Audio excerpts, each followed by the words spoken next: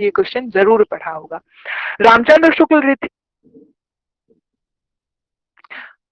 रीति काव्य का जो प्रवर्तक कवि है वो आचार्य रामचंद्र शुक्ल किन्हें मानते हैं? चिंतामणि त्रिपाठी को मानते हैं। ठीक है, तो 2014 के पेपर में ये रिपीट हुआ है और हो सकता है कि इससे रिलेटेड क्वेश्चन आए, तो आप लोग इस चीज को ध्यान में रख लीजिएगा। रामचंद्र शुक्ल ने रीति काव्य की परंपरा का प्रवर्तक कवि चिंतामणि त्रिपाठी को माना है। और उसके बाद आते हैं डॉक्टर नगेंद्र। डॉक्टर नगेंद्र का हम लोगों ने पढ़ा था हिंदी साहित्य का इतिहास, जो इन्होंने संपादित किया था। और आचार्य रामचंद्र शुक्ल ने भी हिंदी साहित्य का इतिहास लिखा है, लेकिन इनका लिखा गया है और डॉक्टर नगेंद्र का संपादित किया गया है, और दोनों का नाम एक ही है किताब का, हिंदी साहित्य का इतिहास। आचार्य रामचंद्र शुक्ल ने चिंतामणि त्रिपाठी को रीतिकाल का पहला कवि माना है और डॉक्टर नगेंद्र ने केशव दास को माना है। देखिए यहाँ पे लिखा हुआ है, डॉक्टर नगेंद्र ने रीति काव्य परंपरा का प्रवर्तक कवि केशव दास को माना है। अब केशव दास को हम लोग ने देखा है कि भक्ति काल का जो युग है, केशव दास जो है 1555 या 1560 ईस्वी के आसपास आते हैं। तो यह दौर जो होता है वो भक्ति काल का दौर है, यानी कि 1650 ईस्वी से रीतिकाल शुरू होता है। तो 1650 ईस्वी से पहले के जो कवि है, अगर कालक्रम के अनुसार देखा जाए तो केशव दास जो है वो भक्ति काल में आ जाते हैं। और इन्होंने जो रचनाएं लिखी है रामचंद्रिका, वो भी चूंकि रामायण से संबंधित है तो वो भक्ति काव्य के अंतर्गत आ जाती है। लेकिन इनके काव्य में चूंकि प्रवृत्ति थी रीति काल की या लक्षण ग्रंथों की इन्होंने रचना की थी, इसीलिए इनको रीति काल के अंतर्गत प्रवृत्ति के आधार पर भी रखा गया है, लेकिन काल के आधार पर ये भक्ति काल में आते हैं। फिर भी हम लोग डॉक्टर केशव दास को नहीं मानते हैं, मतलब सामान्य तौर पर केशव दास को भक्ति काल के ही अंतर्गत रखते हैं, और चिंतामणि त्रिपाठी जो है उनको रीति काल का हम लोग पहला कवि मानते हैं। ठीक है, ये दो पॉइंट जो है, चूंकि ये इंपॉर्टेंट था इसीलिए मैंने आपको बीच में ये दे दिया। अब इससे पहले यहाँ पे जो हम लोगों ने देखा था रीतिबद्ध, रीति सिद्ध और रीति मुक्त, ये तीन कवि। अब इनके बारे में हम लोग जानेंगे कि रीतिबद्ध के अंतर्गत कौन कौन से प्रमुख कवि आते हैं, रीति सिद्ध कौन कौन से प्रमुख कवि है, और रीति मुक्त कौन कौन से प्रमुख कवि है और उनकी रचनाएं क्या है। तो सबसे पहले प्रमुख रीतिबद्ध कवि और उनकी रचनाएं, यानी कि जो रीति से बंधे हुए थे, जो लक्षण काव्य लक्षण के अनुसार लिख रहे थे, काव्य की परिपाटी को जो फॉलो कर रहे थे। तो सबसे पहले इसमें आते हैं चिंतामणि त्रिपाठी। इनका जो सबसे पहला नाम है देखिए चिंतामणि है। अब ये वही चिंतामणि है जिसको आचार्य रामचंद्र शुक्ल ने रीतिकाल का पहला कवि माना है, और हम लोग भी इन्हें ही रीतिकाल का पहला कवि स्वीकार करेंगे। तो चिंतामणि का जो सबसे पहला रचना है चिंतामणि की लिखी हुई, वो है कवि कुल कल्प तरु। इसमें मैंने प्रमुख रचनाकार ही दिए हैं और उनकी प्रमुख रचनाएं दी। ऐसा नहीं है कि इन्होंने बस इतनी ही रचनाएं लिखी, या फिर रीतिबद्ध कवि जो है वो 5 ही रीतिबद्ध कवि है, और भी है, लेकिन आपके परीक्षा से संबंधित जो आ सकते हैं, बस उन महत्वपूर्ण कवियों को मैंने इसमें रखा है। तो सबसे पहले जो है वो चिंतामणि है। इनकी रचना 3 है प्रमुख, कवि कुल कल्पतरु, काव्य विवेक और काव्य प्रकाश। अब इसमें हम लोग देखते हैं कि सब नाम के इनका जो चिंतामणि का तीनों रचनाएं चिंतामणि की क से शुरू होती है। तो आप लोग इस तरह से लिंक करके याद कर लीजिएगा, क से कवि कुल तरु, क से काव्य विवेक और क से काव्य प्रकाश। उसके बाद दूसरे जो है वो भूषण है।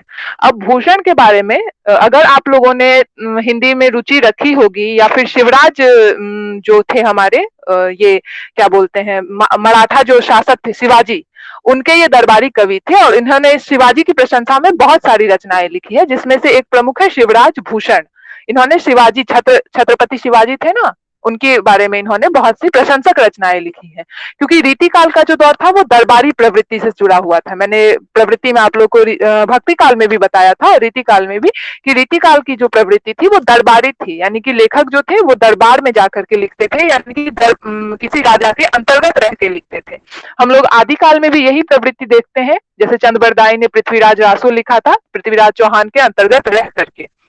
उसी तरह से भूषण जो है वो छत्रपति शिवाजी के पास रहते थे, उनके दरबारी कवि थे, उनकी प्रशंसा में इन्होंने शिवराज भूषण लिखा। और दूसरी रचना जो है इनकी वो अलंकार प्रकाश है। तीसरे जो हमारे लेखक है वो है मतीराम। अब मतीराम की भी 3 प्रमुख रचना है, रसराज, ललित ललाम और वृत्त कौमुदी। ये इनकी 3 प्रमुख रचना है, जिसमें से रसराज और ललित ललाम जो है ये बार बार पूछा ही जाता है।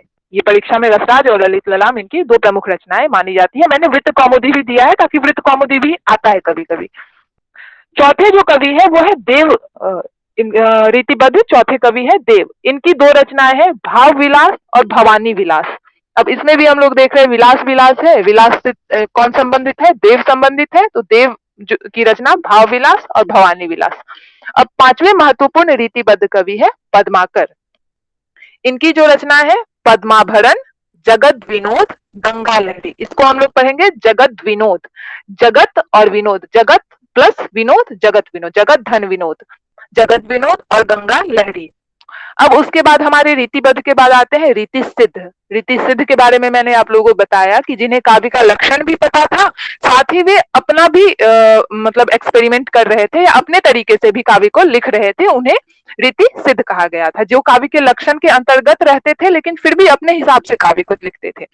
अब इसमें दो ही प्रमुख कवि है, वैसे तो बिहारी ही जो है सबसे प्रमुख रीति सिद्ध कवि है, लेकिन इनके अलावा भी एक रसनिधि आते हैं। तो बिहारी जो है, बिहारी की एक ही रचना है, हालांकि इनकी कोई रचना है नहीं, इन्हें बाद में संकलित किया गया था इनकी रचना को, इन्होंने बस दोहों की रचना की है।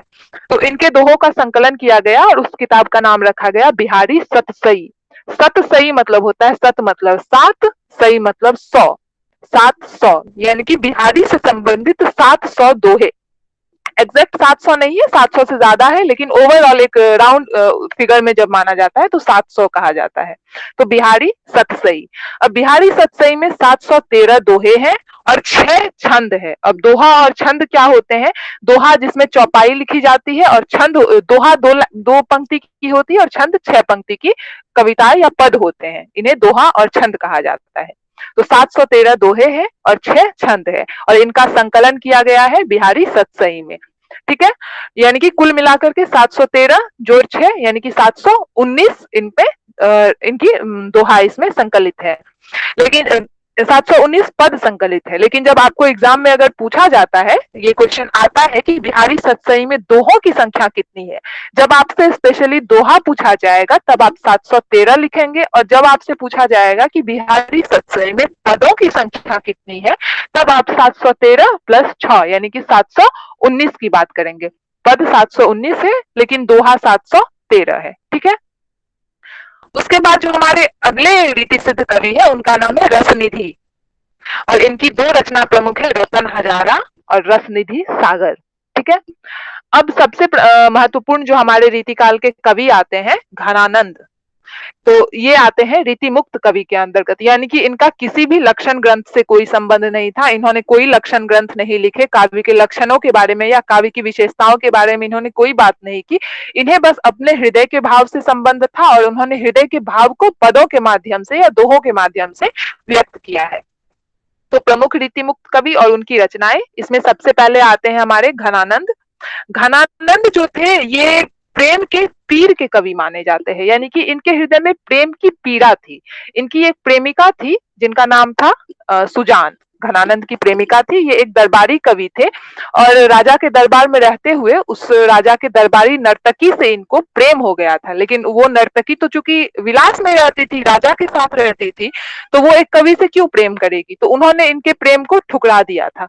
तो इससे इनके हृदय में पीड़ा जगी और ये फिर उसके बाद सब कुछ अपना दरबार छोड़ छाड़ के वृंदावन आ गए थे, और वृंदावन में इन्होंने बहुत सारे पद लिखे हैं। हालांकि इन्होंने राधा कृष्ण से संबंधित पद भी लिखे हैं, लेकिन रीति काल में क्या था ना, राधा और कृष्ण को केवल नायक और नायिका के स्वरूप में देखा जाता था, इस तरह से नहीं कि हाँ वे भगवान है, वो नायक और नायिका थे और उनके प्रेम के बारे में पद में लिखा गया था।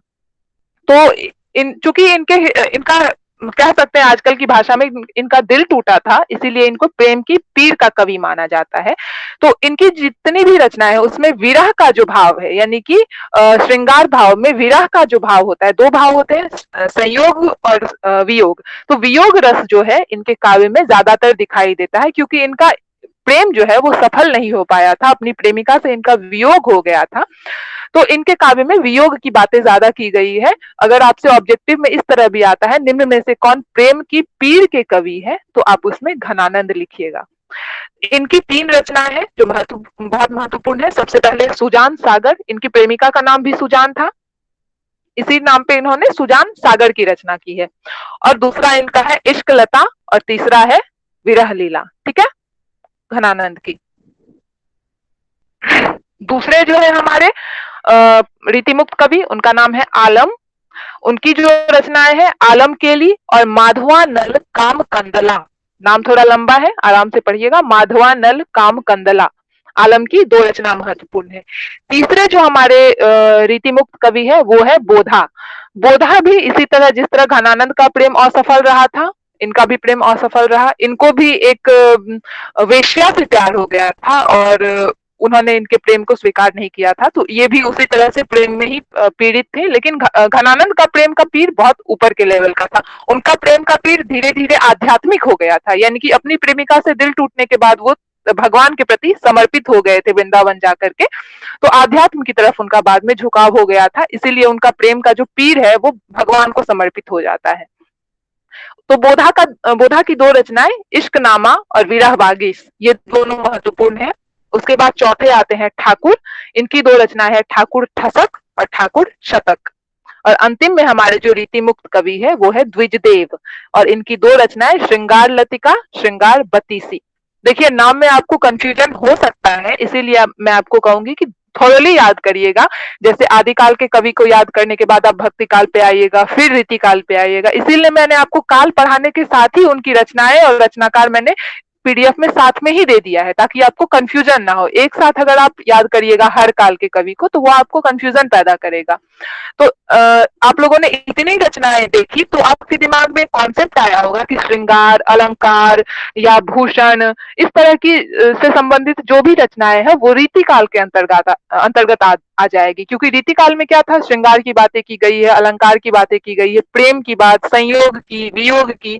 तो जब आप देखिएगा रचना का नाम, तो आपके दिमाग में तुरंत आएगा कि हाँ, ये रीति काल से संबंधित हो सकता है। ठीक है, तो ये हमारा आज का था भक्ति काल के बारे में, सॉरी रीति काल के बारे में। तीनों धाराओं के बारे में हमने बात की, रीतिबद्ध, रीति सिद्ध और रीति मुक्त। अभी मैं पीडीएफ ओपन ही की हुई हूँ। आप लोगों को अभी इसमें जो भी कंफ्यूजन है पूछिए, फिर हम लोग थोड़ा आगे बात करेंगे इससे।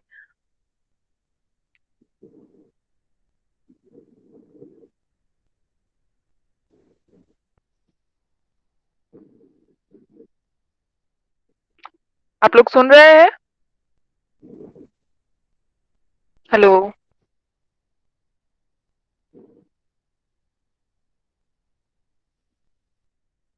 Yes ma'am. आप लोगों को इस पीडीएफ में कुछ पूछना है? No ma'am. सारी चीजें क्लियर हो गई? Yes ma'am. ठीक है, तो अब हम लोग देखते हैं, ये तो हमारे जितने भी कवि थे रीतिकाल की, हम लोगों ने सबसे पहले देखिए रीतिकाल नाम क्यों पड़ा, उसके बारे में बात की। मैं एक समराइज करके आप लोगों को बता देती हूँ। रीतिकाल क्या है उसके बारे में देखा, कब से कब इसकी शुरुआत होती है, रीतिकाल को विभिन्न साहित्यकारों ने क्या क्या नाम दिए, विभिन्न आलोचकों ने, उसके बारे में जाना। फिर रीतिकाल को तीन भाग में विभाजित किया गया है, रीतिबद्ध, रीति सिद्ध, रीति मुक्त। रीतिकाल के पहले कवि चिंतामणि त्रिपाठी है आचार्य रामचंद्र शुक्ल के अनुसार, और डॉक्टर नगेंद्र के अनुसार रीतिकाल के पहले कवि केशव दास है। और ये बराबर रिपीट होता है क्वेश्चन, इसीलिए आप इसको देख लीजिएगा। उसके बाद हम लोगों ने तीनों धाराओं के जो प्रमुख कवि है और उनकी रचनाएं है उसके बारे में बात की। अब हम लोग बात कर लेते हैं रीतिकाल की प्रमुख विशेषताएं क्या थी। ये मैं बस आपको जानकारी के लिए बता दे रही हूँ, ताकि इसमें से अगर कुछ भी ऑब्जेक्टिव आता है तो आप लिंक करके उस चीज को सॉल्व कर सकते हैं। सबसे पहले रीतिकाल की जो ये मैंने पीडीएफ में नहीं डाला है, क्योंकि इसमें याद करने जैसा कुछ है नहीं। पीडीएफ में जितना मैंने डाला है बस याद करने जो लायक है, बस उसे ही मैंने पीडीएफ में इंक्लूड किया है।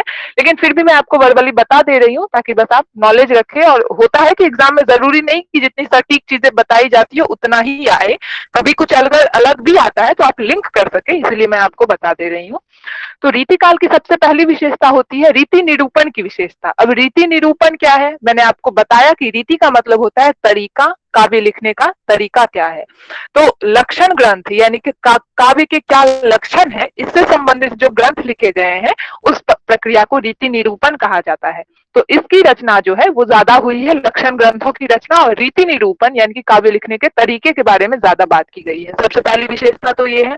हमारी दूसरी विशेषता हो जाती है श्रृंगारिकता की विशेषता। हम लोग देखते हैं कि रीति काल में श्रृंगार के बारे में ज्यादा बात की गई है, संयोग रस के बारे में, वियोग रस के बारे में, प्रेमी प्रेमिका, पति पत्नी, विलास के बारे में बातें की गई है, सौंदर्य के बारे में बातें की गई। तो ये सब श्रृंगार भाव के अंतर्गत आते हैं, श्रृंगार रस के अंतर्गत आते हैं।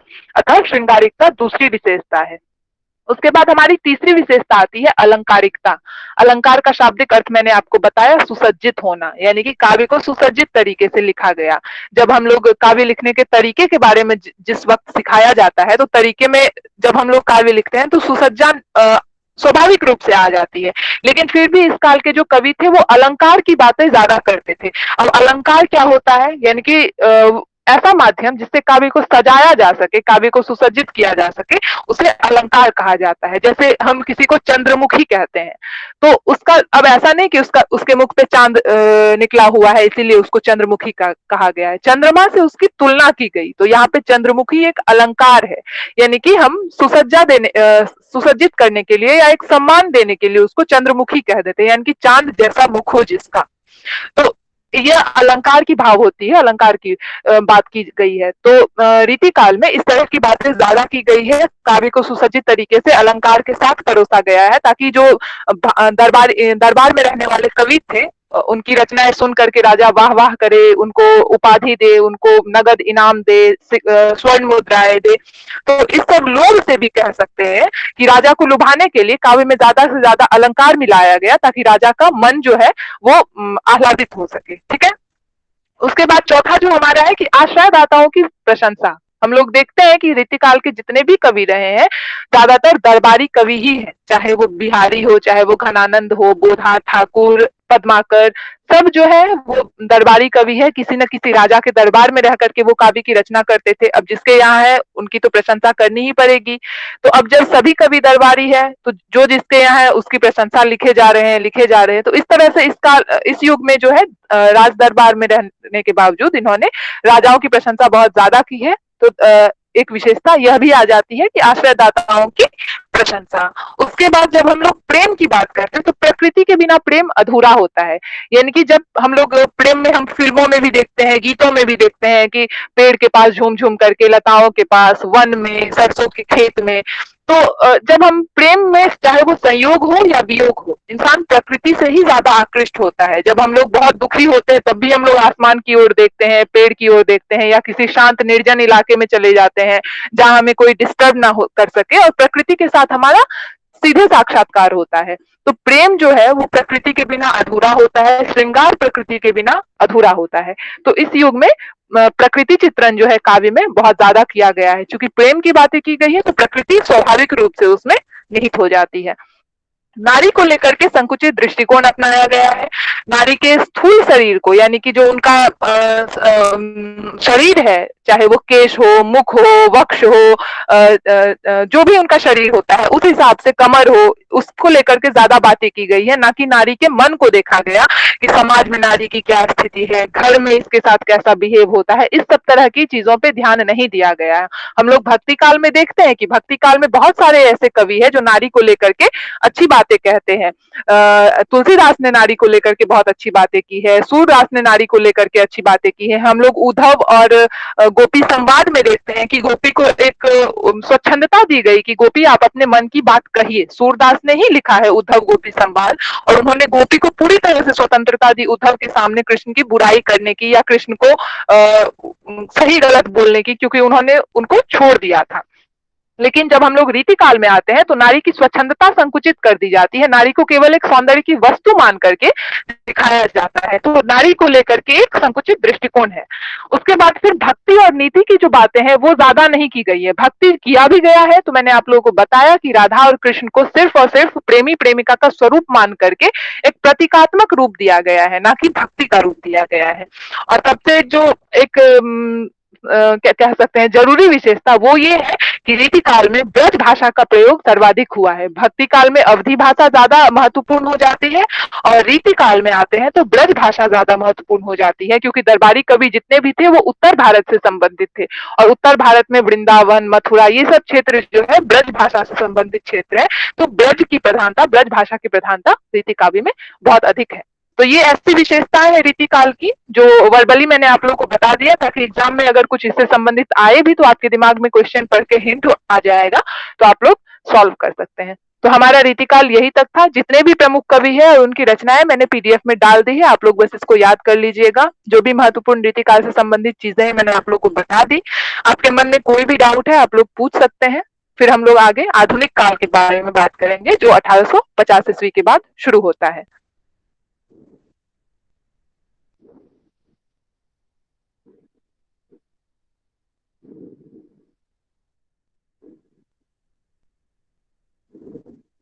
ठीक है।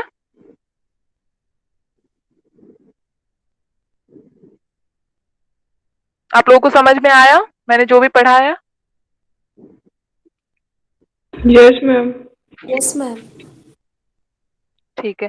कोई भी डाउट हो आप लोग नोट करते होंगे। मैंने आपको बताया है कि मैं तो पीडीएफ तो वैसे दे देती हूँ, लेकिन कुछ कुछ चीजें होती है जो बोलते बोलते सामने वाला बोलता है ना, कि पीडीएफ में वो मेंशन होता है। बहुत सी चीजें होती है जो बोलने के दौरान दिमाग में आती है, तो आप लोग उस चीज को तुरंत नोट कर लीजिएगा।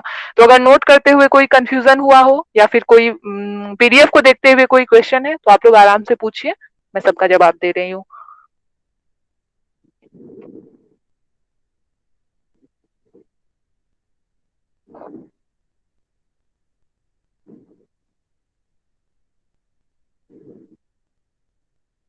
कोई क्वेश्चन नहीं आ रहा है?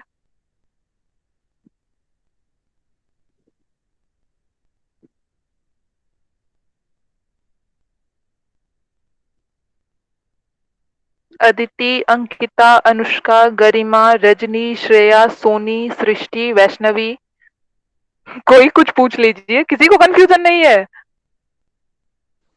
No ma'am. ओके ठीक है।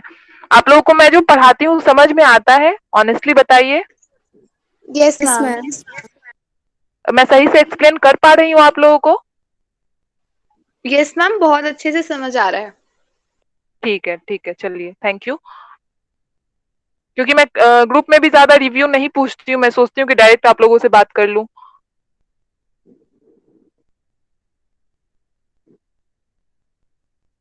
चलिए, तो फिर हम लोग अगली कक्षा में आधुनिक काल के बारे में बात करेंगे जो 1850 ईस्वी के बाद शुरू होता है। अभी तक हम लोगों का 1000 ईस्वी से लेकर के 1850 ईस्वी तक का जितना भी साहित्य की चीजें हैं, जितनी भी, वो हर चीज हम लोगों ने क्लियर कर ली है। अब हम लोग 1850 ईस्वी के बाद बात करेंगे। और हिंदी साहित्य में आधुनिक काल का युग बहुत महत्वपूर्ण माना जाता है, क्योंकि इसमें गद्य की शुरुआत होती है। मैंने आपको पहली ही कक्षा में गद्य और पद्य का अंतर समझा दिया था।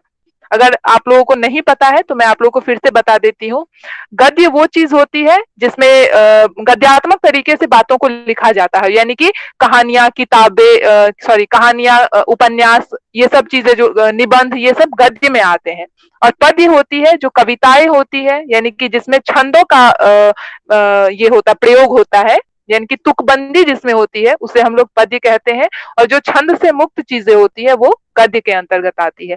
आजकल के दौर में कविताएं भी छंद से मुक्त हो गई है, यानी कि हम लोग पद्यात्मक रूप से कविताएं भी देखते हैं। कविता भी बहुत सी ऐसी लिखी जाती है जिसमें तुकबंदी नहीं होती या छंद नहीं होता, लेकिन फिर भी गद्य और पद्य का प्रमुख अंतर यही माना जाता है कि जो छंद से बंधा हुआ हो उसे पद्य कहते हैं और जो छंद से मुक्त हो उसे गद्य कहते हैं। तो आधुनिक काल में हम लोग गद्य की बात करेंगे, यानी कि निबंध, नाटक, उपन्यास, कहानी, आलोचना, ये सब चीजें जो है 1850 ईस्वी के बाद शुरू होती है। 1850 ईस्वी से पहले पद्य में या कविताएं, दोहाएं, ये सब ज्यादा लिखी जाती है। तो ये प्रमुख अंतर है आधुनिक काल और मध्यकाल और आदिकाल में। ठीक है, चलिए, तो फिर हमारा टाइम भी लगभग हो ही गया है, क्लास को खत्म करते हैं। ओके।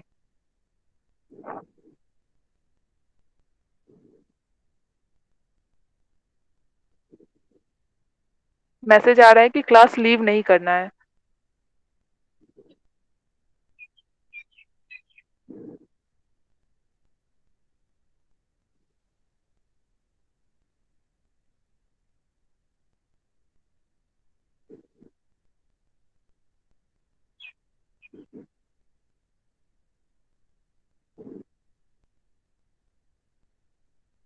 ओके ओके, ठीक है, थैंक यू। ठीक है बच्चों, तो आप लोग फिर आगे की जो भी फर्दर क्लास होगी देखिए। मैं लीव करती हूँ, चलिए bye. Thank you ma'am. Thank you, ma'am.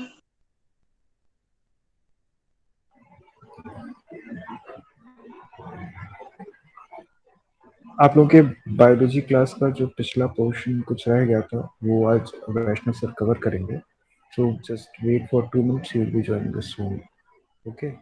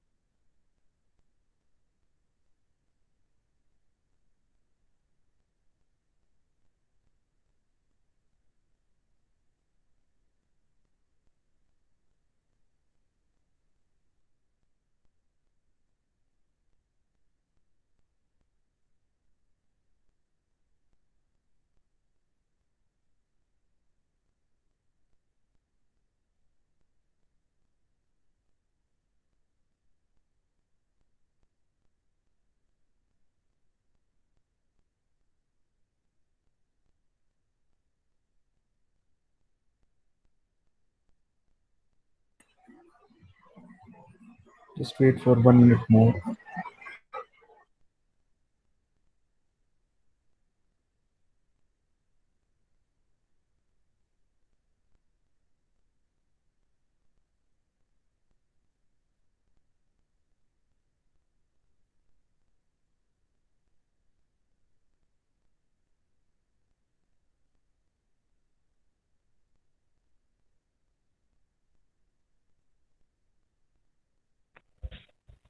Hello, a very good afternoon to all of you. Welcome to the science class today. मेरा पहला सवाल आप लोगों से ये है कि क्या आप लोग मेरी आवाज सुन पा रहे हो? Yes, sir. ओके।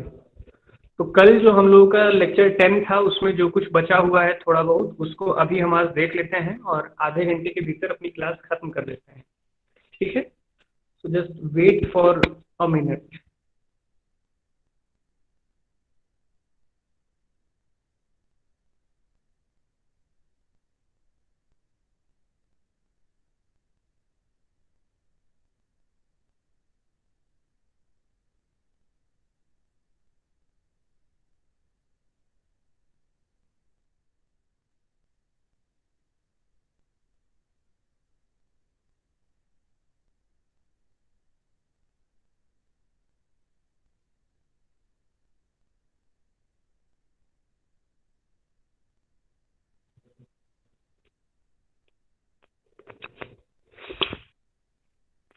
क्या आप लोगों को स्लाइड दिख रही है अपनी स्क्रीन पे?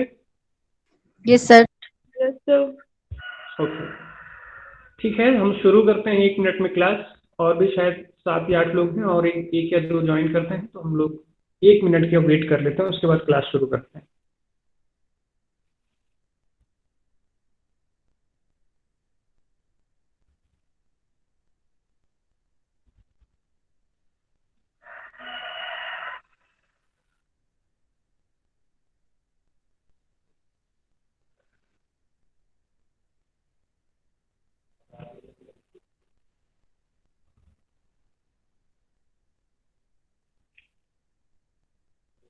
चलिए ठीक है, शुरू करते हैं।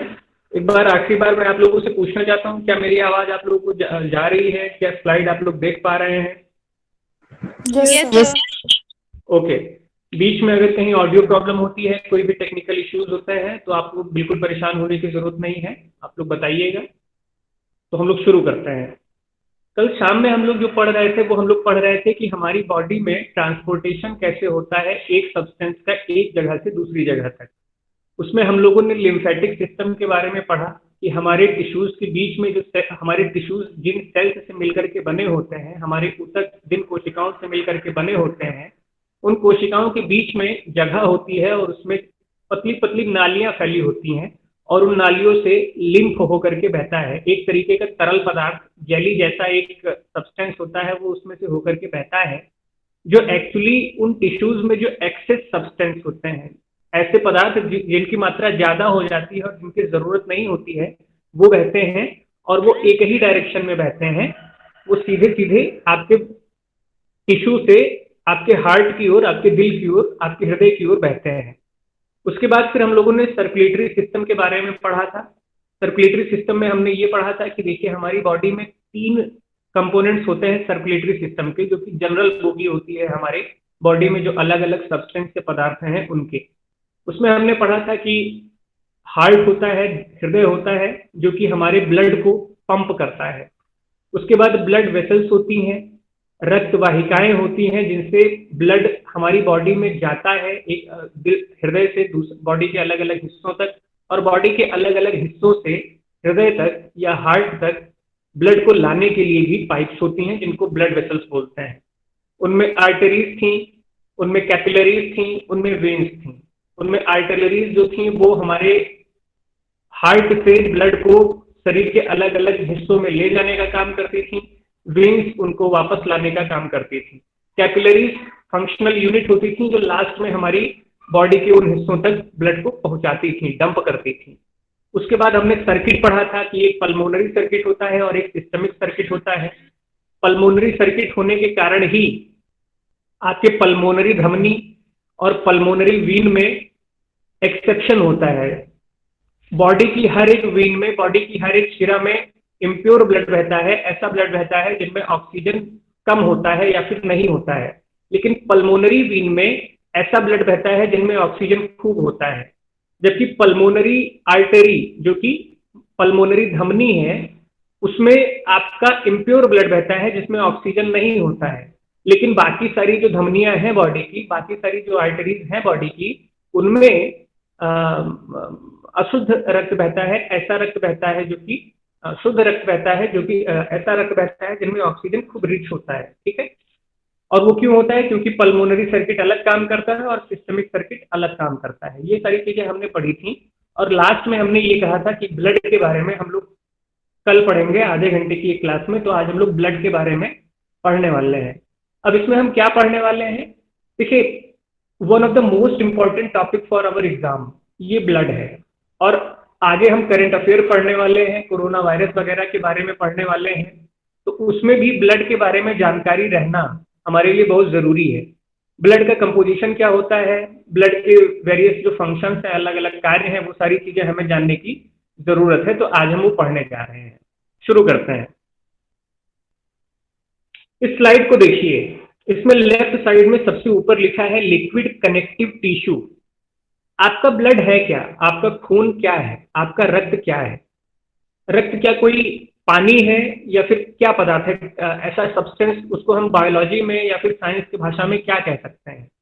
तो हमारा जो खून है, हमारा जो ब्लड है, उसको बोलते हैं लिक्विड कनेक्टिव टिश्यू। लिक्विड मतलब तरल, जो कि बहता हो, द्रव, और कनेक्टिव मतलब जो कनेक्ट करता हो एक जगह से दूसरी जगह तक। हिंदी में, शुद्ध हिंदी में इसको बोलते हैं परिसंचरण, ट्रांसपोर्टेशन। और टिश्यू का मतलब है ऊतक। हम सब जानते हैं कि टिश्यूज कैसे बनते हैं। टिश्यूज सेल्स को, कई सारे सेल्स के मिलने से टिश्यूज बनते हैं। तो ये जो आपका ब्लड है, ये लिक्विड कनेक्टिव टिश्यू है, तरल संयोजी ऊतक है। तरल संयोजी ऊतक एक लिक्विड है और ये बॉडी के अलग अलग हिस्सों को एक दूसरे से कनेक्ट करता है। और ये एक्चुअली एक टिश्यू है जो कि बहुत सारी छोटी छोटी कोशिकाओं से, बहुत सारे छोटे छोटे सेल्स से मिलकर बना है। तो एग्जाम में आपसे पूछा जाता है, तमाम बार पूछा गया है कि लिक्विड कनेक्टिव टिश्यू क्या है, तो उसका जवाब होगा कि ब्लड है। ब्लड को लिक्विड कनेक्टिव टिश्यू या तरल संयोजी ऊतक कहते हैं। अब ब्लड का आपका काम क्या है? देखिए, मेन जो फंक्शन है, मेन जो काम है ब्लड का, वो यही है कि वो ट्रांसपोर्ट मीडियम है, सर्कुलेटरी सिस्टम का ट्रांसपोर्ट मीडियम है। जब हम लोग रेस्पिरेशन या श्वसन के बारे में पढ़ रहे थे, तो हम लोग ये जान रहे थे कि जब फेफड़ों में हमारी ऑक्सीजन से भरी हुई हवा हमारे फेफड़ों में पहुंचती है, तो फिर वो ब्लड को, इस ऑक्सीजन को ट्रांसफर करती है और फिर ब्लड उसको सेल्स तक लेकर के जाता है। पहले टिश्यूज तक लेकर के जाता है, उसके बाद लास्ट में सेल तक पहुंचता है। वहां पे सेलुलर रिस्पिरेशन होता है। तो ब्रीथिंग,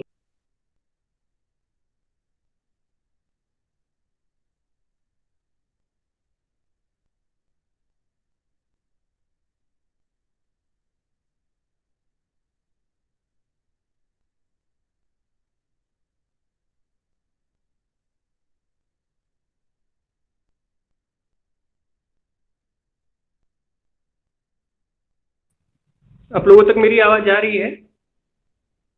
यस सर। हाँ, थोड़ा दिक्कत हो गया था, कुछ इशू हो गया था। मैं तुरंत शुरू करता हूँ।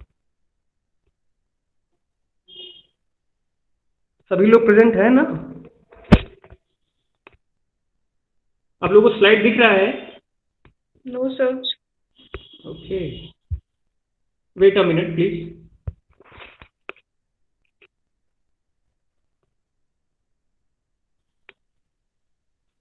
अभी दिख रहा है स्लाइड आप लोगों को? No, sir. No, sir.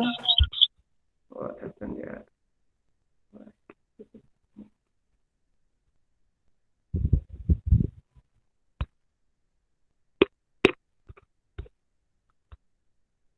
Okay,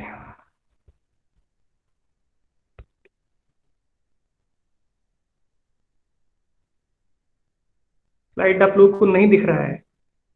No, No, sir. sir. Okay, give me 2 minutes. आप लोग लीव मत कीजिएगा, 2 मिनट मुझे दीजिए, मैं फिर से ज्वाइन करता हूँ, फिर आप लोगों को दिखेगा। ओके,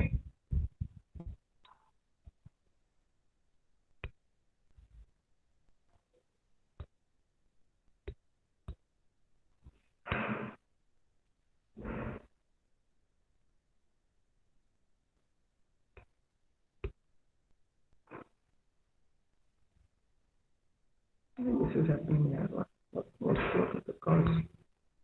एक मिनट आप लोग रुक जाइए please.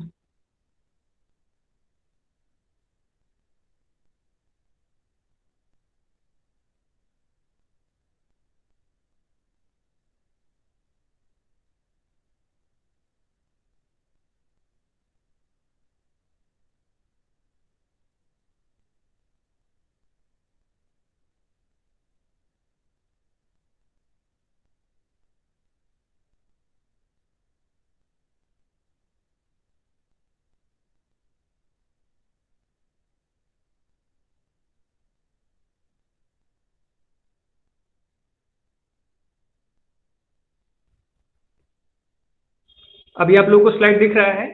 Yes, sir. Yes, sir. Okay, तो हम लोग कहाँ पे थे? एक मिनट रुक जाइए। हम लोग यहाँ पे थे कि ब्लड का काम क्या होता है, ठीक है? यही थे ना? Yes, sir. हाँ Yes, sir. ठीक है। तो ब्लड का काम क्या होता है? जब हम लोग रेस्पिरेशन के बारे में पढ़ रहे थे, श्वसन के बारे में पढ़ रहे थे, तो हम लोग ये जान रहे थे कि ब्रीथिंग होता है, हवा को अंदर लेना और बाहर निकालना अलग होता है, और जो रेस्पिरेशन होता है, जो सेल में होता है, जो कोशिका के भीतर होता है, वो अलग होता है। तो रेस्पिरेशन और ब्रीथिंग के बीच में पुल का काम कौन कर रहा था? एक ब्रिज का काम कौन कर रहा था? हमारा ब्लड कर रहा था। तो ये एक तरीके से गैसों का ट्रांसफर बॉडी के एक हिस्से से दूसरे हिस्से तक करता है। ऐसे ही जब हम किडनी के बारे में पढ़ रहे थे, तो हम जान रहे थे कि ब्लड जो है वो आपके डाइजेस्टिव सिस्टम के वेस्ट पदार्थों को ले करके आपकी किडनी तक आता है, और किडनी उसके बाद होम्योस्टैटिस करता है, ऑस्मो रेगुलेशन करता है, हमारी बॉडी के टेम्परेचर को मेंटेन करता है। ठीक है, तो ब्लड का इन सब में कंट्रीब्यूशन है। ये हमारी बॉडी के टेम्परेचर को मेंटेन करने में कंट्रीब्यूट करता है। ये हमारे इजेक्शन सिस्टम, हमारे बॉडी में जो वेस्ट मटेरियल्स होते हैं उनको बॉडी से बाहर निकालने के लिए कंट्रीब्यूट करता है। हमारे ये रेस्पिरेशन में कंट्रीब्यूट करता है। इसके अलावा हमारा जो ब्लड है वो हमारी बॉडी के हेल्थ के लिए भी बहुत जरूरी है। हमारा जो खून है वो हमें तमाम तरीके के इन्फेक्शन से, बहुत सारे संक्रमण से बचाता है। और जब भी हम चोट खा जाते हैं तो ये ब्लड हमारे बॉडी से निकलने लगता है, उससे भी हमारा ब्लड ही आकर के हमको बचाता है। वो रक्त का जो ब्लड क्लॉटिंग होती है, रक्त का जो थक्का जमता है, वो काम भी ब्लड ही करता है। ठीक है, अब थोड़ा इसमें देखो इस स्लाइड को।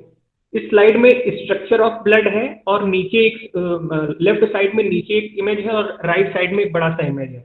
तो लेफ्ट साइड में नीचे जो इमेज है उसमें दिखाया गया है कि ब्लड में होता क्या क्या है, और दूसरी वाली इमेज में भी यही दिखाया गया है कि क्या क्या कितना कितना होता है। तो देखिए, हमारे ब्लड में छोटी छोटी ब्लड सेल्स होती हैं। ब्लड वाली सेल्स यानी रक्त कोशिकाएं होती हैं। ओके, वो कौन कौन सी होती हैं? एक तो रेड ब्लड सेल्स होती हैं, लाल रंग की छोटी छोटी ब्लड वाली सेल्स होती हैं। दूसरा व्हाइट ब्लड सेल्स होती हैं। कुछ ऐसी खून की कोशिकाएं होती हैं जो कि व्हाइट दिखती हैं हमें जब हम माइक्रोस्कोप से दिखते हैं। इसके अलावा उसमें एक प्लेटलेट्स नाम का भी एक सब्सटेंस पाया जाता है, पदार्थ पाया जाता है। और उसके बाद देखो सबसे नीचे इसमें पाइप में कैसे ये सब एक सीक्वेंस में लगे होते हैं। प्लाज्मा होता है, एक फ्लूइड होता है, एक जेली जैसा पदार्थ होता है जिसमें आपके red blood cells, white blood cells और प्लेटलेट्स ये धसे होते हैं। अभी कितना कितना होता है ये देख लो। आप मान लो 1 लीटर खून निकालो, तो 1 लीटर खून में 550 ml 550 ml आपका प्लाज्मा होगा। प्लाज्मा कैसा, ये येलो कलर का जो आप देख रहे हो राइट साइड में, ये प्लाज्मा होगा। इसी प्लाज्मा में आरबीसी, व्हाइट ब्लड आरबीसी यानी red blood cells, white blood cells और प्लेटलेट्स तैरेंगे, ठीक है। उसके बाद व्हाइट ब्लड सेल कितना होता है, श्वेत रक्त कणिकाएं कितनी होती हैं, बहुत कम होती हैं। श्वेत रुधिर कणिकाएं या व्हाइट ब्लड सेल्स बहुत कम होती हैं। और जब डब्ल्यूबीसी और प्लेटलेट्स को मिला देते हैं तो वो कुल मिलाकर के 4 या 5 ml होती हैं। अगर 1 लीटर ब्लड निकाले हो तो उसमें 4 या 5 ml डब्ल्यूबीसी और फिर प्लेटलेट मिलकर के पाई जाएंगी। और आरबीसी कितनी होती हैं, रेड ब्लड सेल्स कितनी होती हैं, लाल रक्त कणिकाएं कितनी होती हैं, वो लगभग 41% होती हैं। तो इस तरीके से अगर ओवरऑल देखें तो हमारी बॉडी में 55% प्लाज्मा होता है और 45% जो बचता है उसमें हमारे ब्लड सेल्स होती हैं और प्लेटलेट्स होते हैं। तो हमारा जो ब्लड है वो 3 चीजों से मिलकर के बनता है। पहला है प्लाज्मा, वो पदार्थ जो कि हमारी जो ब्लड वेसल्स हैं, रक्त को, ब्लड को एक जगह से दूसरी जगह तक ले जाने वाली पाइप्स हैं, उनमें एक जेली जैसा पदार्थ होता है जिसको प्लाज्मा बोलते हैं। जेली क्या, वो लिक्विड ही होता है, अभी आगे उसके बारे में पढ़ेंगे। फिर प्लाज्मा के बाद उसमें ब्लड सेल्स होते हैं, ठीक है, रुधिर कणिकाएं होती हैं, रक्त कणिकाएं होती हैं। आरबीसी कुछ लाल रंग की होती हैं, कुछ सफेद रंग की होती हैं, ठीक। और प्लेटलेट्स नाम का भी एक पदार्थ होता है। तो ये सब कितना है, ये कंपोजिशन यहाँ पे दिया है, बाकी हैंडआउट में भी लिखा है। आपसे प्रश्न कैसे पूछा जाता है कि ब्लड का कितना प्रतिशत हिस्सा प्लाज्मा से मिलकर के बना होता है, मतलब आपके ब्लड में 1 लीटर अगर आप ब्लड निकालो तो उसमें कितना % प्लाज्मा होगा, तो 55% प्लाज्मा होगा या फिर 50% से ज्यादा प्लाज्मा होगा और बाकी सब जो होगा उसमें ब्लड सेल्स होंगी, ठीक है। अब आगे हम पढ़ते हैं प्लाज्मा के बारे में। ब्लड का प्लाज्मा, ये देखो फिगर देखो राइट साइड में जो इमेज लगा हुआ है उसको देखो, यही है प्लाज्मा। ये पीला पीला रंग का दिखता है। आप लोग जब कोरोना वायरस के दौरान बहुत सारे न्यूज अगर आप लोगों ने देखे होंगे तो उसमें प्लाज्मा थेरेपी आई थी। उसमें एक इंसान का प्लाज्मा, ब्लड का प्लाज्मा दूसरे इंसान को चढ़ाया जाता था। वो कैसे चढ़ाया जाता है वो मैं आपको अगली क्लास में पढ़ाऊंगा जब मैं आपको कोरोना वायरस के बारे में बताऊंगा। लेकिन ये कुछ ऐसे ही होता है जो आपका ब्लड का प्लाज्मा होता है, ठीक है। अब ये हमको ये पिछले स्लाइड में पता चल गया है कि हमारे 1 लीटर ब्लड में 550 ml प्लाज्मा होगा, बाकी 450 ml में हमारी आरबीसीज, डब्ल्यूबीसीज और प्लेटलेट्स होंगे। अब प्रश्न ये उठता है कि चलिए ठीक है, हमने जो 550 ml प्लाज्मा था, 550 ml प्लाज्मा था, उसको हमने अलग कर लिया और ब्लड सेल्स जो थी उनको अलग कर दिया। तो ये जो 550 ml 550 ml प्लाज्मा मिला है, इसके बारे में बताइए कि ये किससे किससे मिल करके बना है। तो देखिए प्लाज्मा में 90% वाटर होता है, 90% जल होता है और 10% प्लाज्मा प्रोटीन होते हैं जो कि इसमें घुले होते हैं। 90% पानी होता है हमारे प्लाज्मा में और 10% जो होता है वो प्लाज्मा प्रोटीन होते हैं जो इसमें घुले रहते हैं। इसको समझ लीजिए कि एक शरबत है, शरबत में पानी है और पानी में 1 लीटर पानी है, 1 लीटर पानी में 900 ml पूरा पानी और 100 ml इसमें चीनी डाल दिया गया है, ठीक है। तो इस तरीके से जो शरबत बनी है वो प्लाज्मा है। तो 90% पानी है और 10% प्लाज्मा प्रोटीन है। अब ये प्लाज्मा में जो प्रोटीन पाए जाते हैं ये कई टाइप्स के होते हैं, लेकिन इनमें से अगर इनको क्लासिफिकेशन करें तो हमें 3 टाइप्स के प्लाज्मा प्रोटीन मिलते हैं जो कि हमारे प्लाज्मा में पाए जाते हैं। और इसका बहुत इंपॉर्टेंट काम है, क्यों एक आदमी का प्लाज्मा दूसरे आदमी को चढ़ाया जा रहा है ये यहीं से पता चलता है। देखिए पहला जो प्लाज्मा प्रोटीन होता है जो कि प्लाज्मा में पाया जाता है उसको एल्ब्यूमिन बोलते हैं, एल्ब्यूमिन, ओके। तो जो एल्ब्यूमिन प्लाज्मा प्रोटीन होता है वो हमारी बॉडी में ब्लड का जो प्रेशर है, ब्लड प्रेशर और ब्लड वॉल्यूम, इन सबको मेंटेन करता है। और जब इनको मेंटेन करता है तो ये हमारी बॉडी में कितना पानी है इसको भी मेंटेन करता है, ठीक है। तो ये एल्ब्यूमिन का यही काम होता है कि ये ब्लड प्रेशर कंट्रोल में हमारी हेल्प करता है। और ये सबसे ज्यादा पाया जाने वाला, मतलब कॉमनली पाया जाता है हमारे ब्लड प्लाज्मा में। अगर कोई आपसे पूछेगा प्लाज्मा प्रोटीन के बारे में तो मेनली वो अक्सर माना जाता है कि वो मेनली एल्ब्यूमिन के बारे में ही बात कर रहा है। ठीक है। दूसरा प्लाज्मा प्रोटीन जो हमारे खून के प्लाज्मा में पाया जाता है उसको बोलते हैं इम्यूनोग्लोबिन। इम्यूनोग्लोबिन, इम्यून का मतलब होता है प्रतिरोधक क्षमता वाला।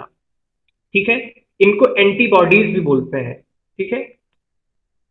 इम्यूनोग्लोबिन या एंटीबॉडीज ऐसे प्रोटीन्स होते हैं जो कि अगर हमारी बॉडी में कोई इंफेक्शन हो रहा है, कोई मान लीजिए संक्रमण हो रहा है, तो उसको टारगेट करते हैं। मान लीजिए कोई बाहर से कोई बैक्टीरिया या फिर आपका वायरस आया है, ब्लड में घुसा हुआ है, तो ब्लड के प्लाज्मा में जो इम्यूनोग्लोबिन एंटीबॉडीज होंगे वो उस वायरस या फिर बैक्टीरिया से जाकर के भिड़ जाएंगे और फिर उसके साथ लड़ाई लड़ेंगे। ठीक है। और उससे बचाव करेंगे हमारा। ठीक है। और ये सब मिल करके ये एंटीबॉडीज इम्यूनोग्लोबिन जो हमारे ब्लड के प्लाज्मा में है, जब ये हमारे ब्लड में जो WBCs हैं, श्वेत रक्त कणिकाएं हैं, इनके साथ दोस्ती कर लेते हैं, तो ये दोनों मिल करके हम कहते हैं कि ये दोनों हमारी इम्यून सिस्टम को बना रहे हैं, हमारी प्रतिरोधक क्षमता को बना रहे हैं। इसको ऐसे समझो कि मान लो कोई राजा है, कोई साम्राज्य है, कोई एम्पायर है। ठीक है। वहां पे वायरस ने अटैक कर दिया है, तो राजा बहुत कमजोर है। राजा ने बोला कि भाई हमें वायरस जो हमारा दुश्मन आ रहा है उससे बचाव करना है। तो वहां पे एक बहुत ताकतवर आदमी रहता था, उसका नाम था WBC बोला मैं लड़ तो लूंगा लेकिन मैं सिर्फ जमीन पे लड़ाई लड़ पाऊंगा, मैं ऊपर हवा से लड़ाई नहीं लड़ सकता। तो एयरफोर्स भी चाहिए। तो एयरफोर्स वाला काम किसने किया? ये इम्यूनोग्लोबिन आ गए। वो बोले कि देखो WBC भाई, तुम जमीन पे लड़ो, थल सेना बन जाओ तुम, और मैं जो है एयरफोर्स बन जाता हूं, मैं हवा से लड़ूंगा और तुम जमीन से लड़ो, हम दोनों जो है दोस्ती कर लेते हैं। तो ये दोनों दोस्ती कर लिए। तो जब ये दोनों दोस्ती कर लिए तो हमारी बॉडी जो है, जो राजा है वो बोला कि ये मेरा प्रतिरोधक क्षमता है, ये मुझे मेरे दुश्मनों से बचाएंगे। ठीक है। तो इम्यूनोग्लोबिन या एंटीबॉडीज का काम यही होता है कि वो हमारी बॉडी का इम्यून सिस्टम बनाते हैं, और जो फॉरेन सेल्स होती हैं, जो विदेशी कोशिकाएं होती हैं जिनका हमारी बॉडी को कोई पता नहीं होता है, उनसे लड़ाई लड़ती हैं। उसके बाद तीसरा जो प्लाज्मा प्रोटीन पाया जाता है उसको बोलते हैं फिब्रिनोजन प्रोटीन। अब ये फिब्रिनोजन प्रोटीन होती हैं, ये बहुत ज्यादा मतलब जैसे आप लोगों के यहाँ बर्तन मांजने के लिए स्टील वाला एक वो होता है डिश वॉशर, वो मंजना टाइप का, वैसे ही ये क्वाइल्ड होती हैं, मतलब ऐसे गुथी हुई होती हैं, जाली जैसा। ठीक है। लेकिन जब आपका कहीं उंगली कट जाता है या बॉडी का कोई पार्ट कट जाता है, वहां से ब्लड निकलने लगता है, तो ये फिर अपने आप को खोल देती हैं। ठीक है। और वहां पे जाकर के लग जाती हैं और आपके ब्लड की क्लॉटिंग करती हैं, रक्त का थक्का जमा देती हैं ताकि आपका ब्लड जो है वो बाहर ना निकल जाए। तो ये प्रश्न आपसे एग्जाम में पूछा जाता है कि फिब्रिनोजन प्रोटीन किसके लिए उपयोग किया जाता है, तो आप सीधा जानिए कि ब्लड क्लॉटिंग, रक्त का थक्का जमाने में फिब्रिनोजन प्रोटीन बहुत यूजफुल है। और ये फिब्रिनोजन प्रोटीन कहाँ पाया जाता है? हमारी प्लाज्मा में पाया जाता है। So that's all for plasma. अब आगे बढ़ते हैं, ब्लड सेल्स पे बढ़ते हैं। हमने 55% प्लाज्मा के बारे में पढ़ लिया, कैसे बना होता है, क्या क्या कंपोनेंट्स होते हैं, जो जो एग्जाम में पूछा जाता है वो। अब हमारे जो 45% भाग है उसमें हमारे प्लेटलेट्स बचे हैं, तो प्लेटलेट्स पढ़ते हैं। WBCs बची हैं, व्हाइट ब्लड सेल्स यानी श्वेत रक्त कणिकाएं बची हैं, वो पढ़ते हैं। और रेड ब्लड सेल्स, लाल रक्त कणिकाएं बची हैं, वो पढ़ते हैं। तो सबसे पहले शुरू करते हैं red blood cells, RBC, short form है RBC। देखिए आपके ब्लड में जो भी ब्लड सेल्स पाई जाती हैं उनमें RBC सबसे ज्यादा होती है।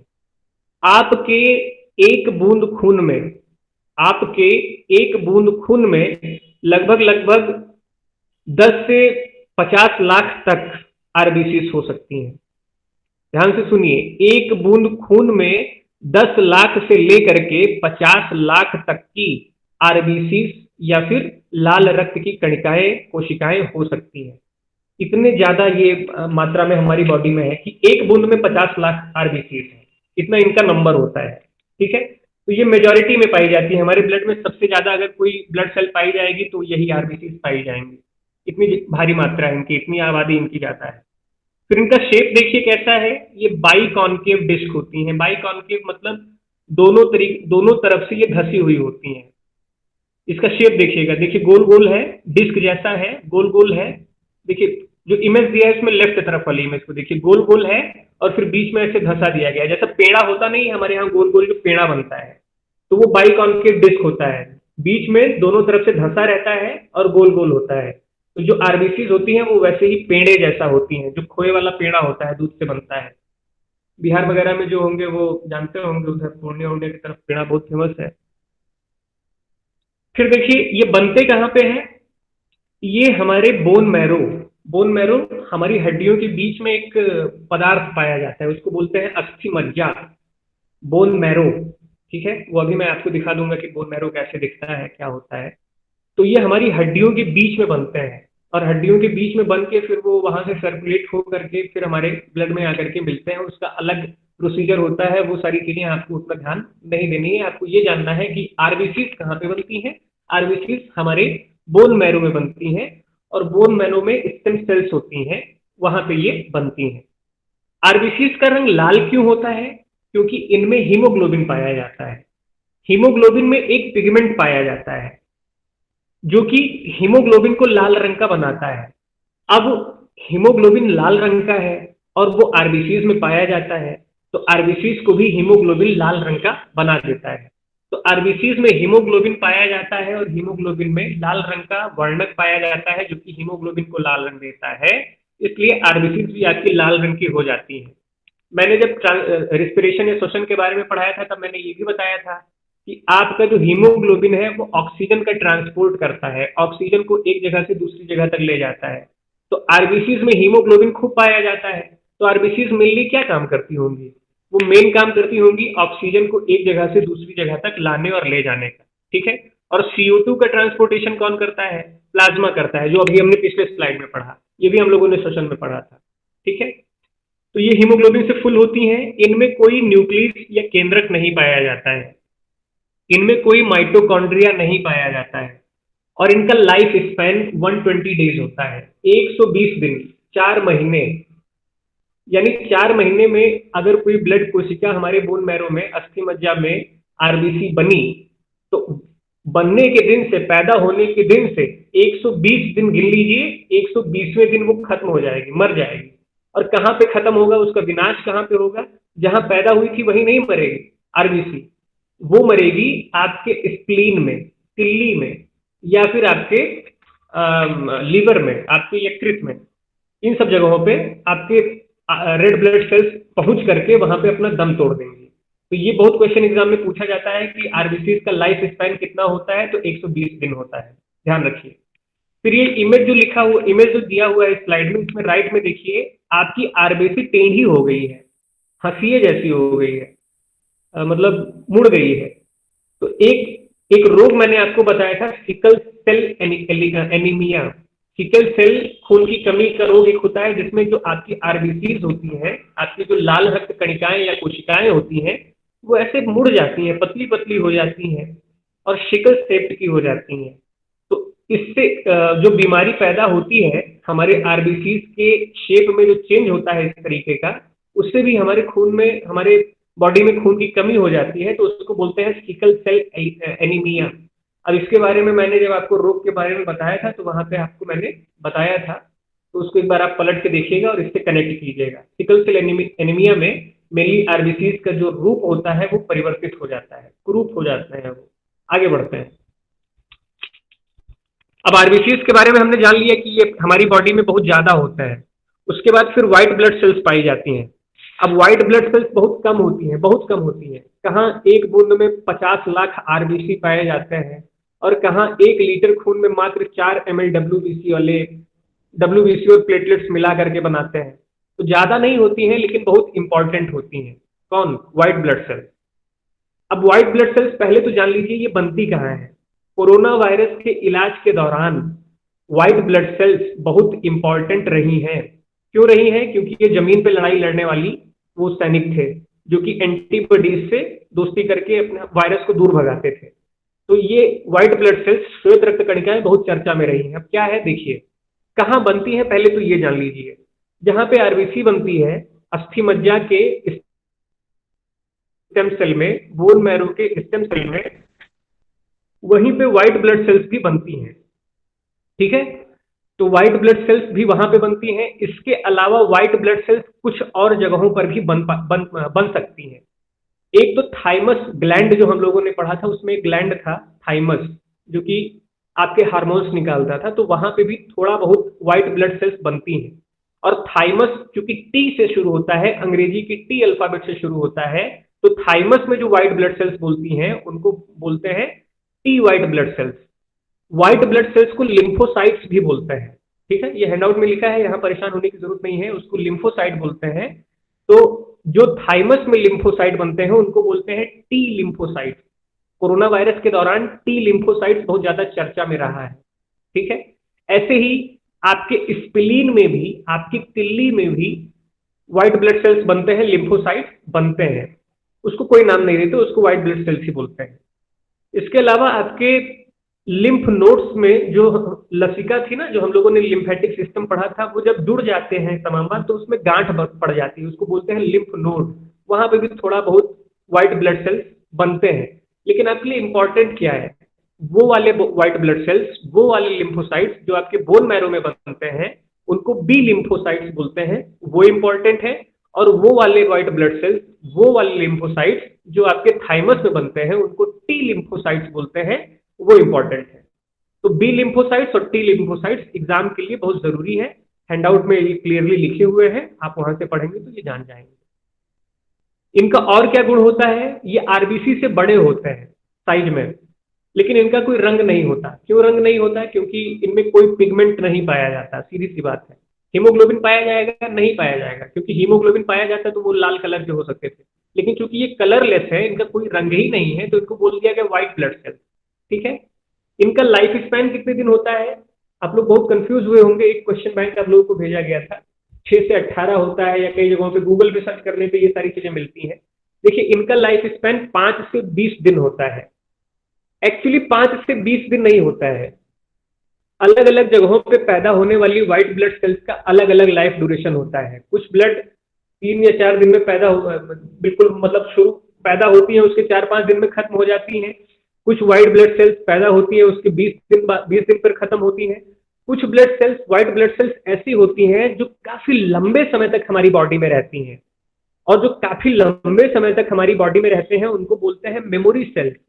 ऐसी कोशिकाएं जिनके पास दिमाग होता है, जो याद रखती हैं। क्यों? क्योंकि वो बहुत लंबा जीवन जीती है ना हमारी बॉडी के भीतर। ठीक है, तो उनको मेमोरी सेल्स बोलते हैं। और ये मेमोरी सेल्स याद रखती हैं कि कब कौन से वायरस के खिलाफ हमने लड़ाई की थी, कब कौन से जीवाणु के खिलाफ, बैक्टीरिया के खिलाफ हमने लड़ाई की थी। तो वो उनके खिलाफ पूरा का पूरा अपना स्ट्रेटेजी, पूरी की पूरी रणनीति तैयार करके रखती हैं कि अगली बार फिर अगर ये वायरस या अगली बार फिर ये बैक्टीरिया वापस आएगा तो इससे कैसे निपटना है।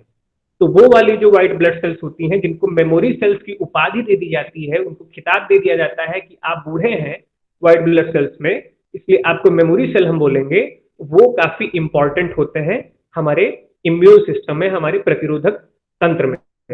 लेकिन नॉर्मली अगर आपसे परीक्षा में पूछा जाता है कि नहीं व्हाइट ब्लड सेल्स की एवरेज लाइफ स्पैन कितना होता है, तो उसका मतलब है 5 से 20 दिन। कुछ ब्लड सेल्स पहले दिन पैदा हुई और 5वें दिन खत्म हो गई। कुछ ब्लड सेल्स ऐसी हुई जो 5वें दिन मैच्योर होना शुरू होती हैं, 13वें दिन तक मैच्योर होती हैं, और उसके बाद फिर बूढ़ी होकर के 20वें दिन खत्म हो जाती है। और ऐसे प्रोसेस चलता है, मतलब एवरेज 5 दिन या तो जिएंगी या तो 20 दिन जिएंगी। और कुछ लिम्फोसाइट्स, कुछ व्हाइट ब्लड सेल्स बहुत लंबे समय तक भी जीती हैं, तो उनको बोल देते हैं कि मेमोरी सेल्स हो। ठीक है, आप बुद्धिमान बुजुर्ग हो हमारे घर के, तो आप मेमोरी सेल्स, और मेमोरी सेल्स बहुत इंपॉर्टेंट होती हैं। अब इसके कई टाइप्स होते हैं। आरबीसी के तो हमने देख लिया, वो आरबीसी एक जैसा है। जो आपके लिम्फोसाइट्स होते हैं या आपके व्हाइट ब्लड सेल्स होते हैं, उनमें 2 तरीके के मेनली सेल्स पाए जाते हैं। एक तो ऐसे सेल्स पाए जाते हैं जिनके ऊपर छोटे छोटे दाने पाए जाते हैं। तो दानों को लैटिन ग्रीक में बोलते हैं ग्रैन्युल, इंग्लिश में भी बोलते हैं ग्रैन्युल। ग्रैन्युल मतलब छोटे छोटे दाने। तो ग्रैनुलोसाइट्स ऐसे व्हाइट ब्लड सेल्स हैं। लिम्फोसाइट में ग्रैनुअल जोड़ दिया गया तो बना ग्रैनुलोसाइट्स। ऐसी श्वेत रक्त कणिकाएं, ऐसे व्हाइट ब्लड सेल्स जिनके ऊपर छोटे छोटे दाने पाए जाएंगे, तो उनको मिला करके कह दिया गया ग्रैनुलोसाइट्स। और ए ग्रैनुलोसाइट्स ऐसे व्हाइट ब्लड सेल्स थे जिनके ऊपर कोई दाने नहीं पाए जाते थे, चिकने होते थे वो, तो वो दो टाइप के होते हैं, एक तो लिम्फोसाइट होता है और दूसरा मोनोसाइट होता है। अब लिम्फोसाइट का अपना अलग काम है, मोनोसाइट का अपना अलग काम है, ये अलग अलग जगह पैदा होते हैं। ग्रेनुलोसाइट्स अलग जगह पैदा होते हैं। ये सारी चीजें हैंडआउट में लिखी हैं, तो आप वहां से उसको देख लीजिएगा। Not very much important for exam, जो इंपॉर्टेंट के लिए एग्जाम है वो इस स्लाइड में लेफ्ट साइड में लिखी हुई है, ठीक है। हाँ, देख लीजिए इस फिगर में, देख लीजिए कि आपका स्प्लीन कहाँ होता है, आपकी पिल्ली कहाँ पे होती है। तो हम लोगों ने पाचन तंत्र या डाइजेस्टिव सिस्टम पढ़ा था, उसमें हमारा पेट होता है, आमाशय, उसके ऊपर हमारी तिल्ली होती है, हमारा स्प्लीन होता है। ये सबसे ऊपर राइट साइड में सबसे ऊपर वाला इमेज देखिए। हमारा थाइमस कहाँ पे होता है, जहाँ पे टी लिम्फोसाइट्स या टी व्हाइट ब्लड सेल्स बनती हैं, वो हमारे दोनों फेफड़ों के बीच में, जहाँ पे हमारे गर्दन के नीचे, वहां पे होता है थाइमस। राइट साइड में नीचे वाला फिगर देखिए।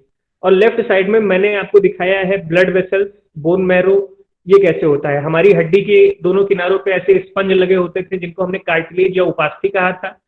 तो हमारी हड्डियों को जब आप बीच से काटोगे तो उसके भीतर बोन मैरो होता है, और उन बोन मैरो से भी आपके ब्लड वेसल्स, खून लाने और ले जाने वाली जो पाइप्स होती हैं वो जुड़ी होती हैं। तो ये पूरा सिस्टम होता है, बस इसीलिए मैंने इस स्लाइड को यहाँ पे दिखाया है। बाकी इसका कोई एग्जाम में बहुत ज्यादा इंपॉर्टेंट काम नहीं है, ठीक है। अब WBCs के बारे में हमने पढ़ लिया, WBCs के मेमोरी सेल्स के बारे में हमने पढ़ लिया, WBCs के टाइप्स के बारे में हमने पढ़ लिया। कुछ इंपॉर्टेंट चीजें और जान लेते हैं WBCs के बारे में, लिम्फोसाइट्स के बारे में, श्वेत रक्त कणिकाओं के बारे में। पहला तो ये काम ये बहुत इंपॉर्टेंट करती हैं कि अगर हमारी कोशिकाओं पे कोई अटैक हो रहा है, कोई बाहरी आक्रमण हो रहा है, तो ये WBC श्वेत रक्त कणिकाएं, या फिर जिनको लिम्फोसाइट बोलते हैं, ये आकर के हमारी सुरक्षा करती हैं, ठीक है। कैसे सुरक्षा करती हैं? हमने ये पढ़ा था कि एंटीबॉडीज के साथ ये दोस्ती कर लेती हैं, ठीक है। प्लाज्मा वाला जो एंटीबॉडीज हैं उसके साथ ये दोस्ती कर लेती हैं, साथ ही साथ ये थोड़ा बहुत एंटीबॉडी खुद भी बनाती हैं, ठीक है। तो इस तरीके से जब ये पूरा का पूरा एंटीबॉडीज बना लेती हैं तो ये किला तैयार कर लेती हैं, दीवार बना लेती हैं कि आओ वायरस भी आ रहे हो, हम इसी दीवार पे खड़े होकर के तुम पे गोला चलाएंगे, ठीक है। और दूसरा एक इंपॉर्टेंट काम ये करती है कि मान लीजिए कोई बैक्टीरिया है या कोई ऐसा पदार्थ है जो लिक्विड है, लिक्विड टाइप में है, या सॉल्यूट है जिसको घोला जा सकता है, वो इनके पास आता है और इनको लगता है कि नहीं ये तो रूप बदल के आया है, ये हमारा दुश्मन नहीं है, इसको लाओ हम संभाल लेते हैं अपने भीतर, तो उसको ये खा जाते हैं। और आपसे एक क्वेश्चन पूछा गया था, जो आपको क्वेश्चन बैंक भेजा गया था पिछली बार साइंस से रिलेटेड, कि फैगोसाइटोसिस क्या होता है। कि अगर कोई फॉरेन बैक्टीरिया या फॉरेन वायरस, विदेशी हमलावर अगर हमारी कोशिका के पास आता है, तो कोशिकाओं में एक गुण होता है कि वो उनको खा लेती हैं। उस गुण को कहते हैं फैगोसाइटोसिस। फैगो का मतलब होता है टू ईट, फैगो का मतलब होता है खाना, साइटोसिस का मतलब होता है सेल, यानी ऐसे सेल जो खा जाए उनको बोलते हैं फैगोसाइटोसिस। इसमें क्या होता है, ये इमेज दिया हुआ है सबसे नीचे राइट साइड में देखिए, एक बैक्टीरिया आ रहा है और हमारे जो ब्लड की सेल्स हैं वो उस बैक्टीरिया को ऐसे अपने अंदर खा लेती हैं और समा लेती हैं, और इनके चारों ओर एक तरीके का कवर कर देती हैं, ताकि ये हमारी ब्लड के सेल्स के भीतर तो रहे लेकिन ये उनको कोई नुकसान ना पहुंचाए। तो इस तरीके से ये इन्फेक्शन से, बैक्टीरिया से जो इन्फेक्शन होने वाला था उससे हमारी सुरक्षा करती हैं। और फिर साइटोसिस भी होता है। पिनो का मतलब होता है पीना, लिक्विड, ओके, ड्रिंक।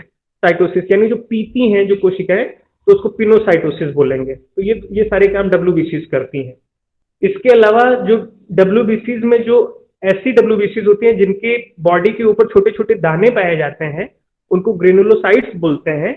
वो एक हिस्टामाइन नाम का एक पदार्थ प्रोड्यूस करती हैं। वो हमारी बॉडी में जब कोई एलर्जी होती है, जैसे बहुत लोगों को धूल से एलर्जी होती है ना, धूल अगर होता है तो उनको छींक वगैरह आने लगती है, आंखों से आंसू आ जाते हैं। बहुत लोगों को धूप से एलर्जी होती है, ठीक है। तो ये सारी जब एलर्जीज होती हैं तो उस समय हिस्टामाइन जो सब्सटेंस होता है, पदार्थ होता है, वो बहुत इंपॉर्टेंट होता है हमारी बॉडी के लिए। तो ये हमारी बॉडी में बहुत सारे काम करती हैं और हमें सेफ रखती हैं WBCs। आगे बढ़ते हैं। प्लेटलेट्स के बारे में पढ़ते हैं। हमने पढ़ा था आरबीसी, डब्ल्यूबीसी और प्लस प्लेटलेट्स। प्लेटलेट बना करके आप प्लेटलेट और डब्ल्यूबीसी मिल करके 4% आपके पूरे के पूरे खून का बनते हैं। अब प्लेटलेट का क्या इंपॉर्टेंस है? देखिए, प्लेटलेट्स जो होते हैं वो कोई सेल्स नहीं होते हैं। हमने कहा आरबीसी, डब्ल्यूबीसी, सी का मतलब सेल्स, तो हमने प्लेटलेट्स को पीसी क्यों नहीं बोला, प्लेटलेट सेल्स क्यों नहीं बोला? क्योंकि एक्चुअली प्लेटलेट्स कोई सेल नहीं है, ठीक है। प्लेटलेट्स बड़े बड़े सेल के टूटे हुए छोटे छोटे भाग हैं, कुंभ मेले में बिछड़े हुए भाई हैं, और वो आकर के अलग रहने लगते हैं, बोलते हैं भैया हम तो बिछड़ गए थे, हमें याद नहीं है कि तुम ही से बिछड़े थे कि नहीं। तो फिर वो आकर के अलग रहने लगते हैं, और ये चूंकि बड़े सेल के छोटे छोटे टूटे हुए भाग होते हैं तो इनको इसीलिए बोलते हैं मेगा कार्योसाइट्स। मेगा कार्योसाइट्स मतलब मेगा मतलब बड़े, कार्यो मतलब सेल, साइट्स मतलब उससे निकले, साइट्स मतलब कोशिका, कार्यो मतलब अलग हुए। तो बड़ी कोशिकाओं से अलग हुए जो छोटे छोटे टुकड़े होते हैं उनको हम बोलते हैं प्लेटलेट्स। जो प्लेटलेट होता है उनका लाइफ स्पैन कितना होता है? 7 से 11 दिन। यानी एक प्लेटलेट वाला जो सेल होगा या सेमी सेल होगा या टूटा हुआ टुकड़ा होगा, वो पैदा होने के 7 दिन तक जिएगा या फिर पैदा होने के 11 दिन तक जिएगा। उसके बाद वो मर जाएगा और नया प्लेटलेट इमर्ज होगा उस टूटे हुए उस बड़े वाली कोशिका से, आरबीसी से, डब्ल्यूबीसी से, ठीक है।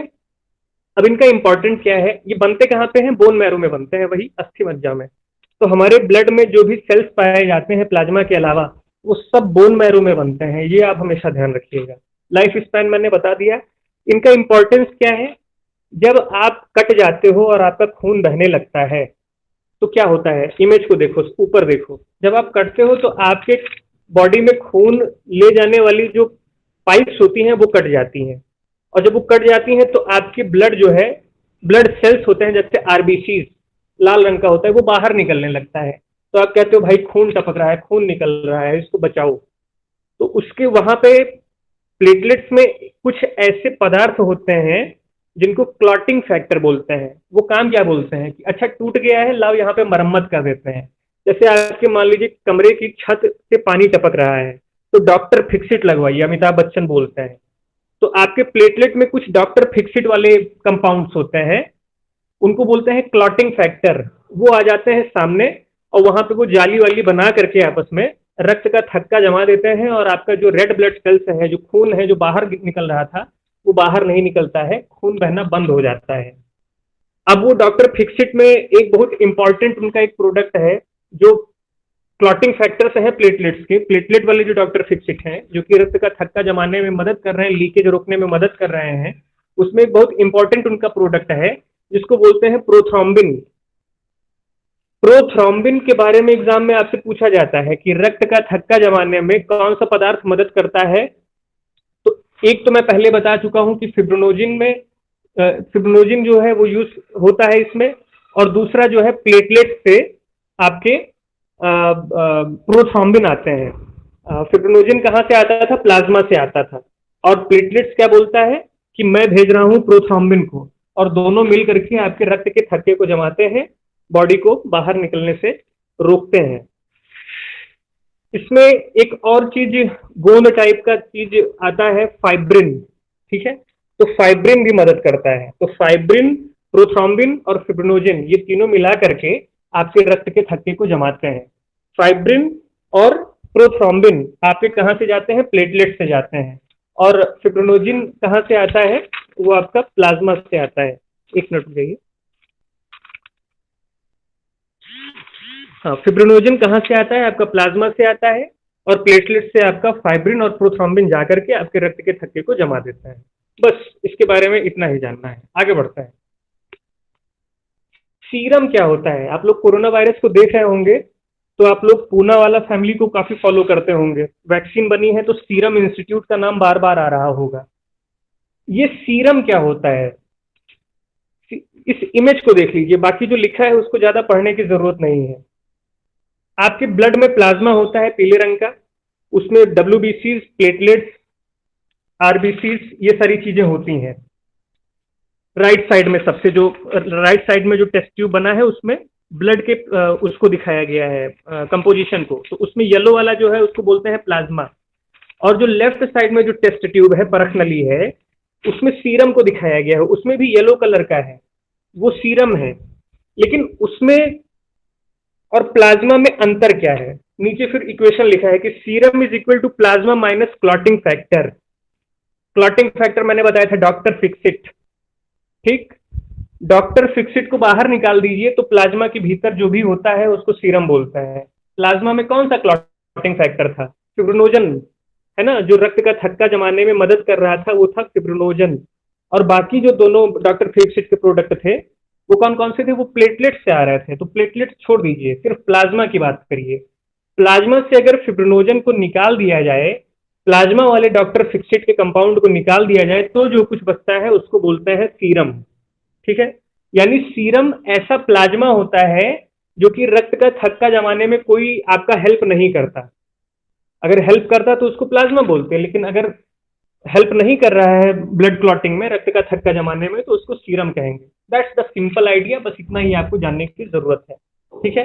और सीरम में कोई भी ब्लड सेल्स नहीं मिलता है, सीरम में कोई प्लेटलेट्स नहीं मिलता है, सीरम में कोई क्लॉटिंग फैक्टर नहीं होता है। मतलब बोलते नहीं कि शुद्ध शुद्ध है ये, मतलब ऐसा नहीं, मतलब क्या बोलते हैं वो, जो भी समझो, ऐसा समझो कि सीरम में कुछ पाया नहीं जाता है। सीरम सिर्फ प्लाज्मा होता है, उसमें और कुछ नहीं होता है। 90% वाटर एंड 10% जो तीन पदार्थ मिल रहे थे, इम्यूनोग्लोबिन और एल्बुमिन और फिब्रिनोजन में, तो फिब्रिनोजन नहीं मिलेगा, एल्बुमिन मिलेगा और आपका इम्यूनोग्लोबिन मिलेगा, बस, और कुछ नहीं, ठीक है। फिर आते हैं ब्लड टाइप्स के बारे में। ब्लड टाइप्स मतलब ब्लड ग्रुप कितने टाइप के होते हैं। देखो, ब्लड ग्रुप जो होता है वो किस पे डिपेंड करता है। हमने एंटीबॉडीज के बारे में पढ़ा, इम्यूनोग्लोबिन के बारे में पढ़ा। अब जो यहाँ पे एक चीज आ रही है, that is antigen. Antigen, antigen क्या होता है? एंटीजन हमारी ब्लड में, हमारे खून में कुछ सिग्नल्स होते हैं, ठीक है। वो जैसे सायरन की आवाज होती है या फिर लाल बत्ती होती है, कि जैसे ही कोई विदेशी हमारे घर में आता है, हमारी बॉडी में जैसे ही कोई फॉरेन सेल आती है, कोई वायरस आता है, कोई बैक्टीरिया आता है, वैसे ही तुरंत बॉडी को एक्टिवेट कर देते हैं कि भैया आ गया। कौन आ गया? वायरस आ गया या फिर ये बैक्टीरिया आ गया। तो टू टू टू आवाज देने लगते हैं, सिग्नल देने लगते हैं। तो दैट इज एंटीजन। अब ये हमारे ब्लड में ही पाए जाते हैं, हमारे खून में ही पाए जाते हैं। तो ह्यूमन जो ब्लड है उसको 4 टाइप में बांटा गया है, ठीक है। Group A blood, group B blood, group A B blood और ग्रुप ओ ब्लड। 4 तरीके के खून की ग्रुपिंग की गई है और वो इसी के बेसिस पे की गई है कि इनमें कौन सा एंटीजन मिलता है, ठीक है। अब इस लिस्ट को देखो, पहले देखो इसको, पहले तो जान लो सिस्टम को एबीओ सिस्टम बोलते हैं। ए बी एंड ओ 4 तरीके के ग्रुप होते हैं और इसको ओवरऑल बोलते हैं एबीओ सिस्टम।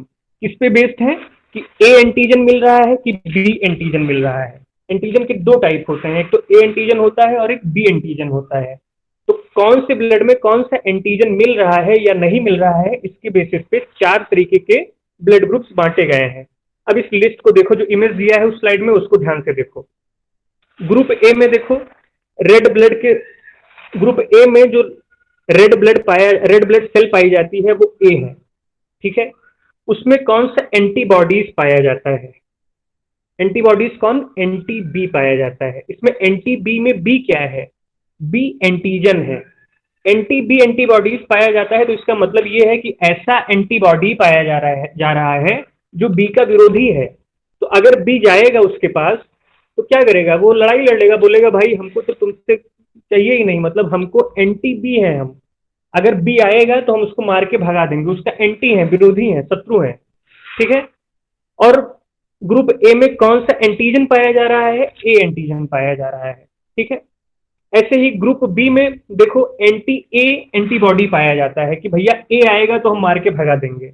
और कौन सा एंटीजन पाया जाता है? सिग्नल देने वाला, बी एंटीजन पाया जाता है, वो बी टाइप का एंटीजन होता है, सिग्नल देने वाला। ग्रुप ए बी देखो, ग्रुप ए बी में कोई भी एंटीबॉडी नहीं पाया जाता है कि भैया कोई भी आएगा हम सबका स्वागत करेंगे, ठीक है। और एंटीजन कौन सा पाया जाता है? ए एंटीजन भी पाया जाता है, बी एंटीजन भी पाया जाता है। दोनों तरीके का सिग्नल मिलेगा, रेड वाला भी, ग्रीन वाला भी। और ग्रुप ओ में ग्रुप ओ सबके विरोधी होते हैं। वो बोलते हैं हमको भैया किसी की जरूरत नहीं है, सब हमसे दूर रहो। लेकिन उनमें एंटीजन कोई नहीं पाया जाता। वो बोलते हैं कि भैया हमसे ले जाना हो तो सब ले जाओ, लेकिन भैया हमको किसी की जरूरत नहीं है। और ए बी वाले क्या बोलते हैं कि भैया हमको सबकी जरूरत है, लेकिन हम किसी को कुछ देंगे नहीं। सीधा सा हिसाब ये है। तो आपसे एग्जाम में क्वेश्चन पूछा जाता है। वैसे तो मैंने इसको आपके अगली स्लाइड में भी एक्सप्लेन अच्छे से कर दिया है और आपके हैंडआउट में भी अच्छे से एक्सप्लेन कर दिया है, लेकिन यहाँ स्लाइड में जानो, आपसे क्वेश्चन पूछा जाता है कि यूनिवर्सल डोनर ब्लड ग्रुप कौन सा है जो सबको खून दे सकता है।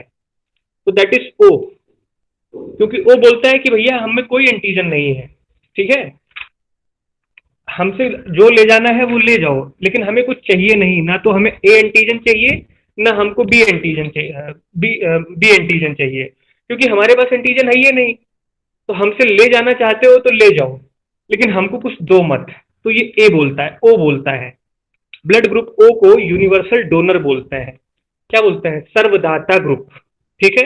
और ए भी क्या बोलता है कि भैया मेरे पास ए और बी दोनों है, लेकिन मैं जो है और चाहिए हमको, ठीक है। उनमें कोई एंटीबॉडीज नहीं होते हैं, ना ए एंटीबॉडी होता है ना बी एंटीबॉडी होता है। वो आप चीजें वहां पे समझोगे, जब मैं हैंडआउट आप पढ़ोगे तो आपको वहां पे चीजें समझ में आएंगी। आप कंफ्यूज होगे तो आप मुझे वहां पे पूछना।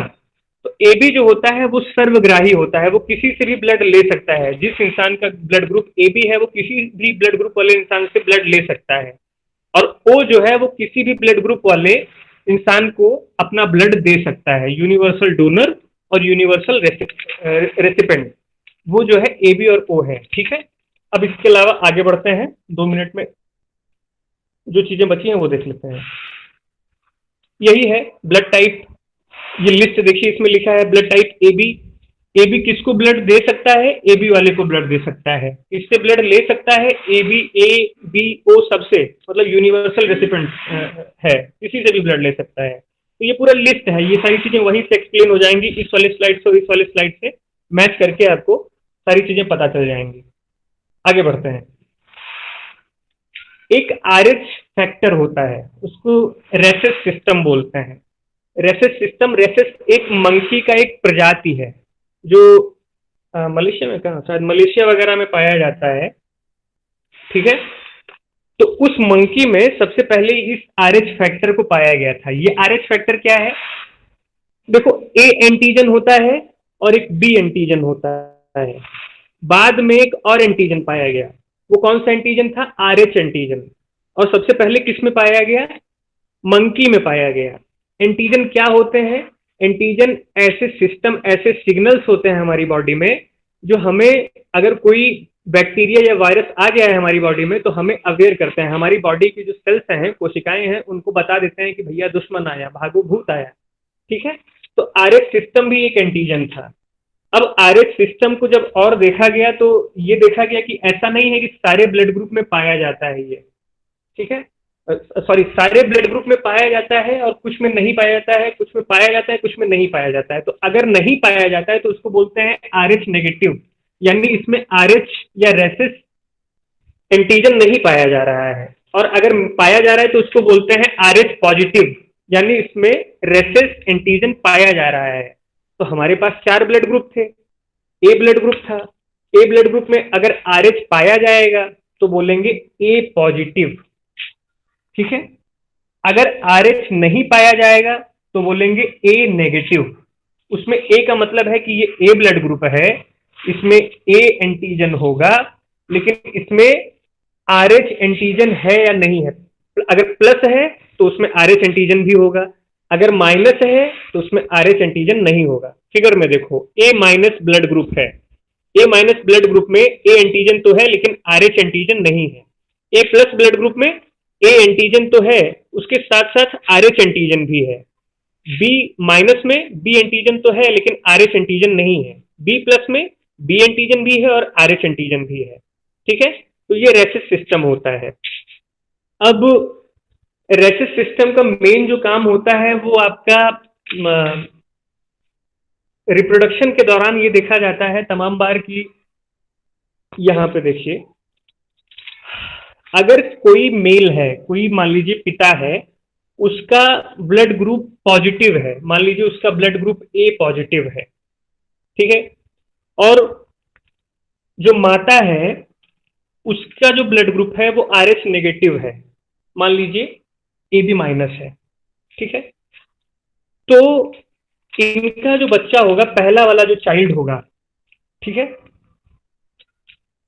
प्रेगनेंसी के दौरान क्या होगा वुमेन की बॉडी में कि जो बच्चा इनका पैदा होगा वो अपने फादर यानी अपने पिता के RH प्लस वाला जो एंटीजन था जो कि पॉजिटिव था उसको पालेगा, और जब वो अपने पिता के RH प्लस एंटीजन को पाएगा और माता की डिलीवरी होगी, वो उसका जन्म होगा, तो डिलीवरी के दौरान, प्रेगनेंसी के दौरान माता के भीतर, मदर के भीतर RH पॉजिटिव के एंटीबॉडीज का डेवलपमेंट होगा। कैसा डेवलपमेंट होगा कि ये जो RH पॉजिटिव एंटीजन थे उनके एंटीबॉडीज बनेंगे, उनके विरोधी पैदा हो जाएंगे प्रेगनेंसी के दौरान, ठीक है। तो पहले बच्चे में तो कोई दिक्कत नहीं होगी, वो तो आ गया, RH पॉजिटिव हो गया, फादर वाला ब्लड ग्रुप उसको मिला क्योंकि मदर का RH नेगेटिव था, ठीक है, वहां तक तो सब कुछ ठीक रहा। लेकिन अगर दूसरा चाइल्ड हो रहा है, इन्हीं मदर और फादर से अगर दूसरा चाइल्ड हो रहा है, तो आप ये जानो कि मदर के बॉडी के भीतर पिता के जो RH प्लस फैक्टर थे उसके खिलाफ उनके दुश्मनों का भी जन्म हो चुका है उस बॉडी में, RH फैक्टर के एंटीबॉडीज का भी जन्म हो चुका है। वो बोले हैं कि अगर अब RH प्लस आएगा तो हम उसके खिलाफ लड़ाई लड़ेंगे। तो वैसी कंडीशन में क्या होता है, दिक्कतें होती हैं प्रेगनेंसी के दौरान, ठीक है। बस इतना ही इसका काम था, इंपॉर्टेंस था, ठीक है। मेनली खोज जो रेसिस सिस्टम की हुई थी वो इसीलिए हुई थी, ज्यादा आपको एग्जाम में पूछा नहीं जाता, बट मैंने एक्सप्लेन करने के लिए बता दिया है कि प्रेगनेंसी के दौरान बहुत सारी दिक्कतें होती हैं ब्लड ग्रुप में RH फैक्टर होने या ना होने के दौरान, होने या ना होने के कारण, इसलिए RH फैक्टर इंपॉर्टेंट है। पॉजिटिव ग्रुप है कि नेगेटिव ग्रुप है ये देखा जाता है, और उसी के हिसाब से प्रेगनेंसी के दौरान तमाम बार वैक्सीनेशन वगैरह भी किया जाता है कि कोई दिक्कत प्रेगनेंसी के समय ना हो। So that's all for your class today, ठीक है। आज हम लोगों ने क्या क्या पढ़ा, हम लोगों ने ब्लड के बारे में पढ़ा, कंपोजिशन पढ़ा, प्लाज्मा क्या होता है ये पढ़ा हम लोगों ने, उसके बाद RBCs पढ़ा, WBCs पढ़ा, प्लेटलेट्स पढ़ा, कैसे ब्लड क्लॉटिंग होती है, रक्त का थक्का कैसे जमता है ये पढ़ा, ब्लड ग्रुप के बारे में पढ़ा, एंटीजन एंटीबॉडीज के बारे में पढ़ा, ठीक है। और उसके बाद लास्ट में हम लोगों ने RH फैक्टर के बारे में भी पढ़ा। ये बहुत इंपॉर्टेंट है, इसको आप लोग ध्यान से देखेंगे। मैं आपको आज रात तक हैंडआउट्स भेजूंगा, हैंडआउट्स का हिंदी ट्रांसलेशन करना अभी बचा हुआ है तो वो मैं करके आपको भेज दूंगा। ब्लड को आप अच्छे से पढ़ लीजिए, क्योंकि ब्लड को अगर आप अच्छे से पढ़ लेंगे तो इस समय कोरोना वायरस से संबंधित जितनी भी इलाज की चीजें हो रही हैं वो सब कहीं ना कहीं प्लाज्मा थेरेपी हो या फिर आप T सेल्स के थ्रू उनका इलाज करना हो, मेमोरी सेल्स के थ्रू उनका इलाज करना हो, वो सारी चीजें न्यूज में रही हैं। तो कल जब मैं करंट अफेयर पढ़ाऊंगा, कोरोना वायरस के बारे में शुरू करूंगा, ये सारी चीजें बार बार आएंगी, वहां भी मैं इसको रिवाइज करता रहूंगा, ठीक है। किसी का कोई क्वेश्चन वगैरह हो तो आप मुझसे पूछ सकते हैं प्लीज।